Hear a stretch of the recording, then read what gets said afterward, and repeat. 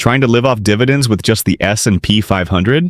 Well, unless you've got a few spare millions lying around and the patience of a monk sitting through 50 years of commercials, it's not exactly realistic. More time and money than most people can stomach. But what if you could speed that up, skipping straight to dessert? What if there was a way to hit that $2,800 a month income goal in less than half the time?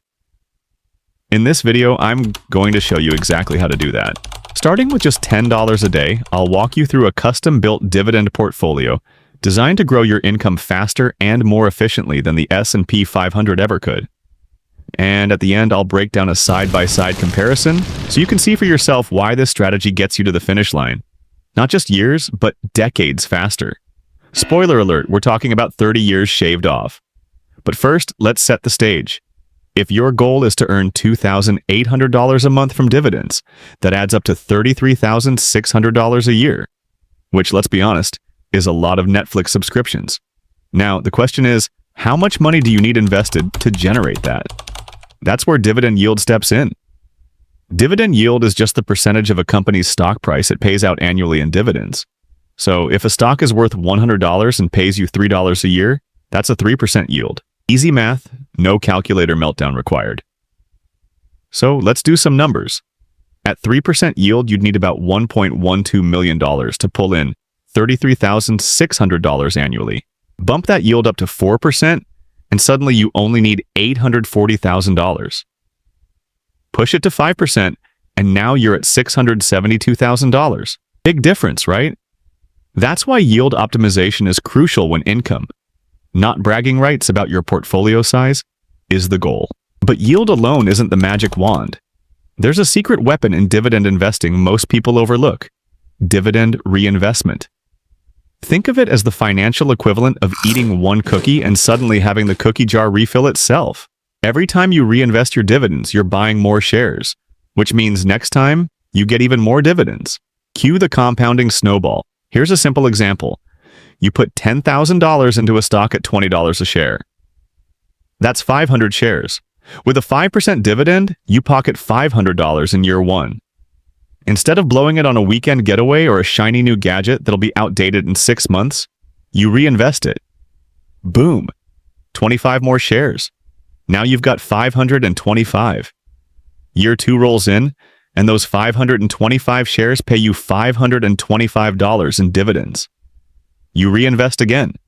That gets you another 26 shares, bringing you to 551. Year 3? Now it's $551 in dividends, adding 28 shares, and suddenly you're up to 579.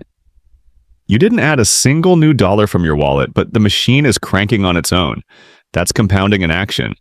Doesn't look dramatic at first, but give it 10, 15, 20 years, and it's a financial avalanche. Now, the $1 million, or should I say $2,800 a month. Question: can the S&P 500 get you there? Enter SPY, the S&P 500 ETF. It's like the granddaddy of long-term investing: reliable, diversified, solid. But here's the kicker: its average dividend yield is just about 2.5%. Translation: for every $100 you invest, you're getting about $2.50 a year. That's barely enough to buy a pack of gum these days. Sure, over decades, SPY does deliver. Invest $10 a day, and after 10 years, you might have about $75,000. By 20 years, $288,000. By 40 years, $2.55 million. Stick with it for 51 years, and you'll have $7.09 million. Sounds amazing until you realize it took half a century to finally earn about $34,900 a year in dividends. That's about $2,908 a month. Congrats, you made it. But you're also in your 80s. The problem? Most of SPY's growth comes from stock prices going up, not from dividends. So yeah, your net looks great on paper, but your cash flow? It's crawling like a snail at a marathon. And this is where most investors get stuck. They think index funds equal financial freedom. But when it comes to living off dividends, the road is painfully slow. Smart? Yes. Fast? Not even close. Which brings us to the better question. Do you really want to wait 50 years? Or would you like to hit $2,800 per month in under 20 years? That's where a tailored dividend portfolio comes in. Not just chasing high yields like a cat chasing a laser pointer, but building balance. Good yields, strong growth, and reliable companies that don't crumble in the first market hiccup. Think about dividend growth. Companies that raise their dividends year after year are like the gift that keeps on giving. Add payout ratio, ideally under 60%, consistency through recessions, and diversification across sectors. And you're no longer gambling. You're building a machine that prints income. So let's look at a real example. Here's a dividend portfolio that actually works. The Schwab U.S. Dividend Equity ETF, the stable foundation. Yield 3.8%. Strong companies, consistent growth. AGM Federal Agricultural Mortgage. Not sexy, but solid. 3.46% yield, insane 25% dividend growth rate.